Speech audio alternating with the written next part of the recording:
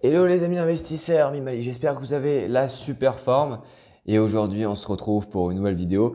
On va parler correction boursière, on va parler de baisse. Qu'est-ce qu'il faut faire? Toutes ces baisses, tous les cracks boursiers qu'on peut voir, eh bien, il faut savoir déjà que ça fait partie un peu du décor, ça fait partie de l'aventure des investisseurs boursiers, boursières. Donc, pourquoi je vous fais cette vidéo? C'est parce qu'aujourd'hui, là, je suis sur mon écran. Et on a une petite correction de la bourse. Le CAC 40 a perdu pas mal, a perdu 3% en l'espace de 2 jours. C'est quand même une belle correction. On passe de 6380 points à 6100. Pareil pour les autres indices mondiaux du style le DAX, Dow Jones, le Nasdaq. Donc l'idée de cette vidéo, c'est de vous montrer un peu moi ce que je fais quand est-ce qu'il y a quand il y a des corrections comme ça. Est-ce que je me mets à tout vendre? Certainement pas. Est-ce que je me mets à acheter? Oui, si j'ai les liquidités. Donc en fait, on va voir. Et quelle est la cause en fait de cette correction? Là, j'ai un article sur Bourse Direct. Quand tu te connectes sur la plateforme, tu as des articles sur l'actualité. Moi, personnellement, je les lis jamais parce que déjà, ça m'intéresse pas. Et aussi parce que c'est juste passager en fait. Et on va voir pourquoi maintenant. Alors, le titre de l'article, là, vous l'avez à l'écran, c'est la bourse de Paris est en forte baisse, plombée par les craintes liées à l'inflation. Alors déjà, le titre, très racoleur pour faire des vues, pour faire de l'audimat. On parle de crainte, on ne parle même pas d'inflation réelle, on parle de crainte et d'anticipation. La bourse, c'est juste ça en fait. La bourse, ce sont des anticipations. Les gens, ils passent leur temps à anticiper des trucs qui vont des fois se passer et des fois qui ne vont pas se passer. Là, on parle déjà de crainte. Il y a des craintes et les indices, ils perdent déjà 3%. Donc, ok. On va commencer à lire. La bourse de Paris est repassée jeudi matin sous les 6200 points.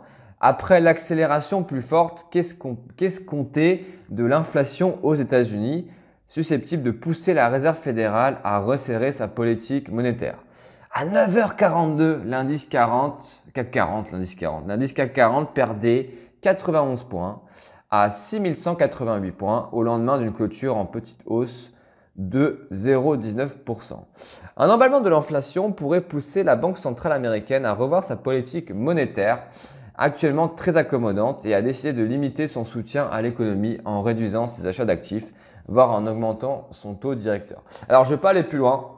Là, typiquement, on est sur une news style macro-économie. Donc, qu'est-ce qu'elle a fait? La Banque centrale, elle a imprimé énormément d'argent parce que là, je vous parle à l'ère post-Covid, on est encore dedans, mais ce qu'elle a fait, c'est que pour que les marchés boursiers se stabilisent et restent à peu près hauts, pour éviter l'effondrement monétaire et économique, eh bien, ils ont racheté plein d'actions, ils ont balancé plein de liquidités sur les marchés. Et du coup, ce qu'ils ont fait, ils ont baissé les taux d'intérêt. Donc, en banque, tu pouvais investir dans l'immobilier pour que dalle avec des taux d'intérêt très très bas. Et quand tu as des taux d'intérêt très bas, ça c'est un principe économique. Quand les taux d'intérêt sont très bas, eh bien, qu'est-ce qui va se passer? Mécaniquement, les gens vont plus consommer et ça va augmenter les prix, par exemple le prix du pétrole, le prix de ta baguette de pain, le prix de tout en fait. Le prix de cet ordinateur aussi, le prix de mon micro. Donc là, il y a eu de l'inflation et du coup, la Réserve fédérale, elle dit ok, bon, bah, on va un peu y aller mollo sur l'impression de billets. On va un peu, c'est comme une imprimante, tu sais. On va faire 100 copies au lieu de 100 millions. On va un peu réduire cette impression de billets et cette diffusion d'argent gratuit sur les marchés.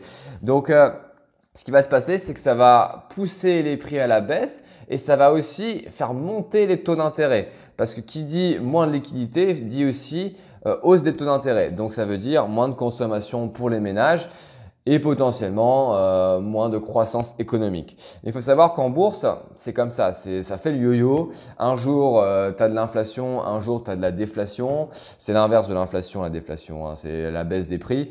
Moi, je ne regarde pas ça personnellement, je ne regarde pas ça. Sur 20, 30, 40 ans, des épisodes inflationnistes, déflationnistes, tu vas en avoir, je sais pas moi, 30, 40, des articles comme ça là. Tu vas en avoir 50 tous les ans, donc ça ne sert à rien de regarder ça.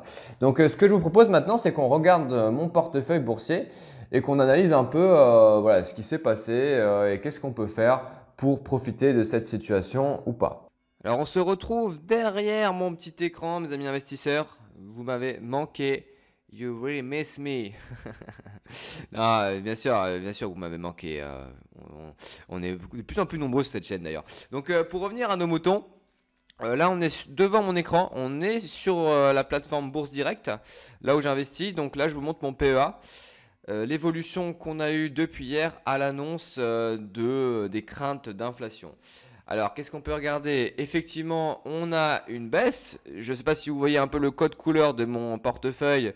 Il y a quasiment tout qui est en rouge. Si on regarde cette colonne, eh bien, on voit la variation des cours en pourcentage par rapport à la veille, par rapport à la clôture de la séance boursière de la veille. Et effectivement, si on part du haut, on voit qu'ADP a perdu 2,5%, Air Liquide 1, Essilor 0,87%, Euronext 3,41, LVMH 0,29, 0,51, 0,51, Total 2,40 et Vinci, je l'appelle Vinci, je sais pas pourquoi, c'est pas top, hein, mais Vinci, 2,57%. On a perdu effectivement. Hier, elle était à 94 et elle a baissé. Donc au final, ça fait une moins-value par rapport à la veille de 250 €. Mais déjà à nuancer parce que 250 € de moins-value par rapport à la veille, ça ne veut pas dire que tu as perdu de l'argent. Ça veut juste dire qu'il y a une dépréciation. Mais que tant que tu ne vends pas, tu ne constates pas ces 250 €. Avec l'expérience, si je refais une vidéo dans quelques semaines, on aura largement comblé cette baisse momentanée des marchés. Généralement, ce qui se passe, c'est qu'après 2 à 3 semaines, eh bien, tu as une grosse remontée des actions. C'est toujours comme ça, en fait. Tu as un gros rallye haussier. Ensuite, tu as une petite correction qui dure entre plusieurs semaines et plusieurs mois. Et ensuite, ça remonte. Et c'est là que tu as de l'inflation. Et c'est là que la Fed dit à un moment, on va imprimer un peu moins d'argent et on va augmenter les taux d'intérêt. Donc là, effectivement, qu'est-ce qu'on peut faire?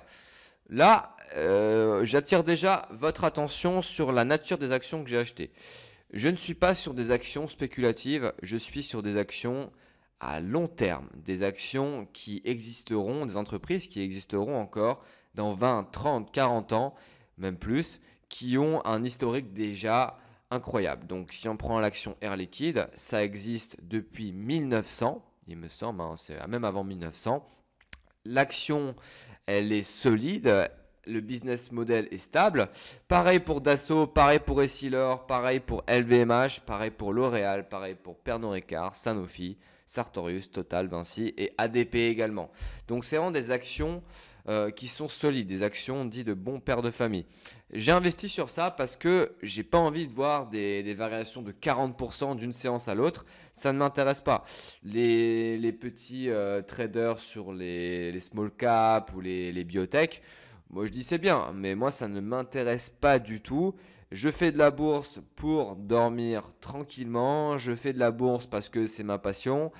Et j'ai pas envie de stresser. Je veux pouvoir déconnecter ma plateforme pendant 6 mois, revenir, voir les plus-values. Et c'est exactement ce qui se passe depuis plusieurs années maintenant. Donc si on revient maintenant au sujet qui est la baisse, comment est-ce qu'on peut en profiter? Eh bien on voit qu'il y a eu des baisses. Donc moi ce que je fais, le problème c'est que j'ai pas de liquidité en ce moment. Mon solde d'espèce il est à 18 balles.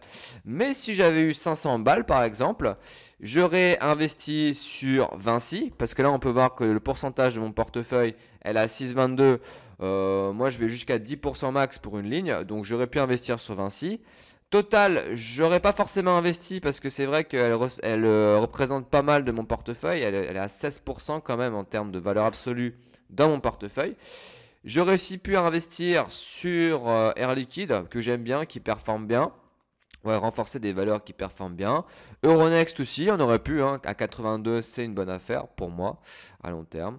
Pernod Ricard également, 1,42% de baisse, on aurait pu le faire. Et après, c'est selon la sensibilité de chacun. Mais ce qu'il faut retenir de cette vidéo, c'est que les baisses sont momentanées et il faut profiter lors de ces petites baisses. Il faut en profiter pour racheter et faire baisser son prix de revient unitaire. Donc voilà. J'ai fini avec cette petite vidéo. Dites-moi ce que vous avez pensé dans les commentaires. comment vous gérez les crises. Si vous avez déjà rencontré une crise, quelle est votre stratégie? Et bon, tout ce qui touche à la bourse, dites-le moi dans les commentaires, ce sera un plaisir d'échanger avec vous. Et sinon, hein, si tu veux te former sérieusement, il y a une formation offerte qui est sur 3 jours où tu vas apprendre les bases de la bourse. Tu vas apprendre à passer un ordre, la fiscalité, la stratégie.